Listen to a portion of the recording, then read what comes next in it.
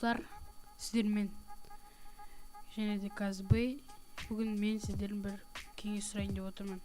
Яғни айтқанда, менің компьютерім қазір мен жақындан микрофон алдым. Сол микрофонды салған кезде менде компьютерімде запись жазғанда тек бір құлақтан естіліп тұрады, бір канал жазылады, яғни айтқанда. Бірақ мен соны бандикамнан дұрыстап алдым, ішінен стерео дейтін моноға ауыстырып істеп алдым.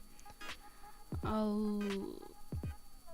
сол қалған программаларда тек мысалға Adobe Audition деген сияқты программаларда тек бір құлаққа жазады дауысты. Мен оның проблемасын таптым, бірақ оны реалтакке скачать ету керек деді. Скачать еткен жоқ, ете алмадым. Яғни айтқанда скачать етілмейді маған. Басқа да драйверлерді қарап көрдім, бірақ істей алмадым. Сол сіздерден көмек сұрайын деп. Егер де осы сұрақтың жауабын білсеңіздер, осы комментарийдің астына өздеріңіздің жауаптарыңызды жазып кетіңіздер. Сау болыңыздар.